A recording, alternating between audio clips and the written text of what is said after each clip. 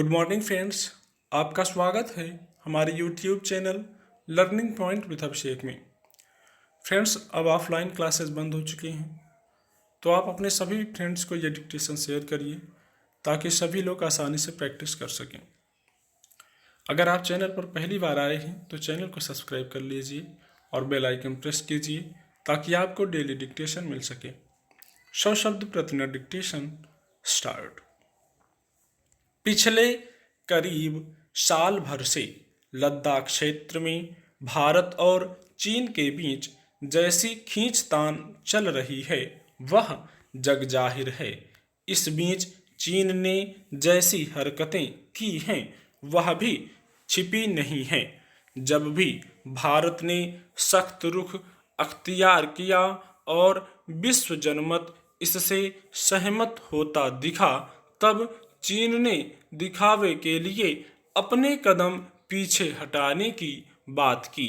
लेकिन जैसे ही उसके रुख को हालात बदलने के तौर पर देखा जाने लगा, चीन ने फिर अपना असली चेहरा दिखाना शुरू कर दिया।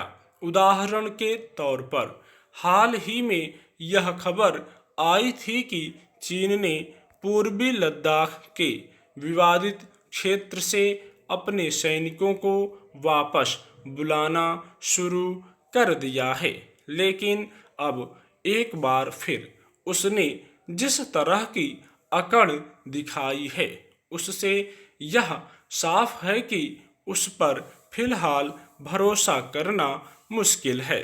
विडंबना यह है कि 11वें दौर की सैन्य वार्ता के बाद भी इन इलाकों से संघर्ष को खत्म करने में कोई मदद नहीं मिली। अब उसने पूर्वी लद्दाख में हॉट स्प्रिंग्स, गोगरा और देपसांग के संघर्ष वाले क्षेत्रों में सैनिकों को पीछे हटने से इनकार कर दिया है। सवाल है कि उसके इस ताज़ा रुख को कैसे देखा जाएगा। गौरतलब है कि पूर्वी लद्दाख के हॉट स्प्रिंग और गोगरा इलाकों से चीन के सैनिकों की वापसी का काम पिछले साल जुलाई में शुरू हो गया था, लेकिन तब वह पूरा नहीं हो सका। मगर घटनाक्रम जिस दिशा में जा रहे थे उससे यह उम्मीद जरूर बंधी थी कि चीन के अड़ियल रवैये की वजह से इस क्षेत्र में जिस तरह की जटिलता खड़ी हो रही है उसमें समाधान का रास्ता निकलेगा। मगर हालत यह है कि आज भी इस क्षेत्र में कम से कम 3 ठिकानों पर भारत और चीन की सेनाएं आमने सामने खड़ी हैं। सही है कि दोनों तरफ से सैनिकों की तादाद कोई बहुत बड़ी नहीं है, लेकिन कूटनीतिक दृष्टि से देखें तो सिर्फ इतने भर से बहुत सारी चीजें तय होने लगती हैं। दरअसल इन क्षेत्रों पर अपनी मौजूदगी का महत्व चीन को मालूम है। इनसे उसे गोगरा, हॉट स्प्रिंग और कोंग का ला इलाके में तैनात अपने सैनिकों के लिए रसद और दूसरी सुविधाएं पहुंचाने में मदद मिलती है। इसी तरह देपसांग पर नज़र रखना भी वह इसलिए जरूरी मानता है कि वहां भारत ने अपना रणनीतिक ठिकाना बना रखा है। बीती फरवरी में इस मसले पर चीन और भारत के बीच सहमति बनी भी थी कि पूर्वी लद्दाख में वास्तविक नियंत्रण रेखा के बीच के इलाके को फिर से नो मैंस लैंड के रूप में बहाल कर दिया जाएगा। लेकिन उसके ताज़ा रुख से उसकी असलियत को समझा जा सकता है। चीन के इस रवैये से उन आशंकाओं को ही पुष्टि मिलती है जिसमें पैंगोंग त्सो झील क्षेत्र से चीनी सैनिकों के पीछे हटने से खतरा कम होने के बावजूद उस पर भरोसा करने में सावधानी बरतने की बात कही गई थी। सवाल है कि आखिर चीन अपने इस तरह के रुख से क्या हासिल करना चाहता है।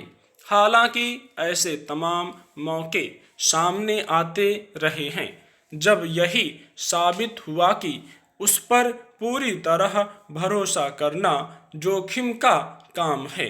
फिर भी पड़ोसी देश और रणनीतिक लिहाज से महत्वपूर्ण होने के चलते भारत के लिए अपनी सुरक्षा सुनिश्चित करना जरूरी है। इसलिए भारत ने अब तक वार्ता का दरवाजा खुला रखा है और अब भी चीन से यही उम्मीद की जा रही है कि वह निर्धारित ठिकानों से अपनी सेना को वापस बुला ले। संभवतः चीन को भी इस बात का अंदाजा हो कि अगर उसने अपनी चाल नहीं बदली तो आने वाले वक्त में कैसे हालात पैदा हो सकते हैं। विदेशी टीकों को मंजूरी देने की प्रक्रिया में सरकार ने जो बदलाव किया है, वक्त को देखते हुए उसे उचित ही कहा जाएगा। अब तय यह हुआ है कि विदेशी टीकों को मंजूरी नामंजूरी का फैसला 3 दिन में होगा। इस फैसले के पीछे मकसद यही लगता है कि दुनिया की प्रमुख टीका निर्माता कंपनियां भारत आएं और उत्पादन शुरू करें। इस समय भारत सहित दुनिया भर में टीकों की मांग तेजी से बढ़ रही है। देश में ही रोजाना करोड़ों टीके चाहिए। ऐसे में उत्पादन बढ़ाए बिना टीकों की पूर्ति संभव नहीं हो सकती और उत्पादन तभी बढ़ेगा जब ज़्यादा से ज़्यादा कंपनियां बाजार में मौजूद हों।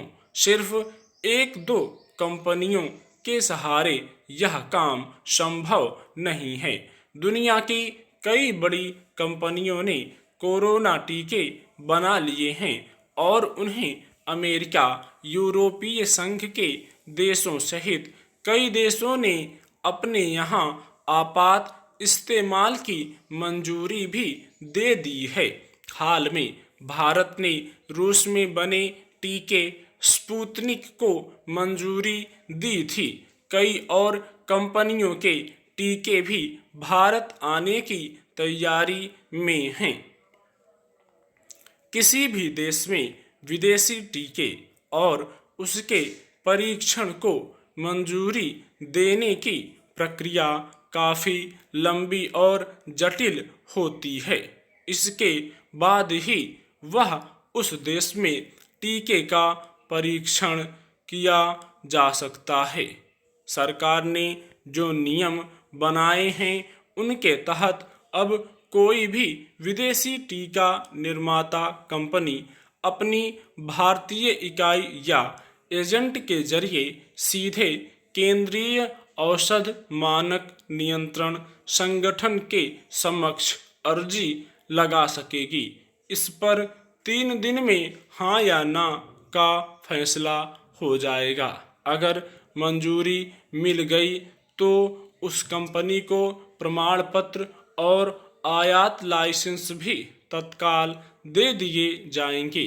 इसके बाद कंपनी को 30 दिन के भीतर नैदानिक परीक्षण भी शुरू करने होंगे। अभी तक होता यह था कि इस प्रक्रिया में महीनों लग जाते थे। विदेशी टीका निर्माता कंपनी को आपात इस्तेमाल की मंजूरी से पूर्व अलग अलग हिस्सों में आबादी पर इसका परीक्षण भी करना अनिवार्य था, लेकिन फिलहाल टीकों की बढ़ती मांग को देखते हुए यह बंदिश ढीली कर दी गई है। अब आपात इस्तेमाल के साथ ही यह परीक्षण भी चलता रहेगा। अगर टीके इसमें खरे साबित हुए तो केंद्रीय औषधि प्राधिकार इन्हें औपचारिक रूप से हरी झंडी देगा और फिर ये कंपनियां किसी भी भारतीय साझीदार के साथ मिलकर उत्पादन कर सकेंगी। गौरतलब है कि शुरू में आपात इस्तेमाल के लिए कोविशील्ड और कोवैक्सीन के साथ फाइजर ने भी आवेदन किया था, लेकिन बाद में फाइजर ने अर्जी वापस ले ली थी। स्टॉप।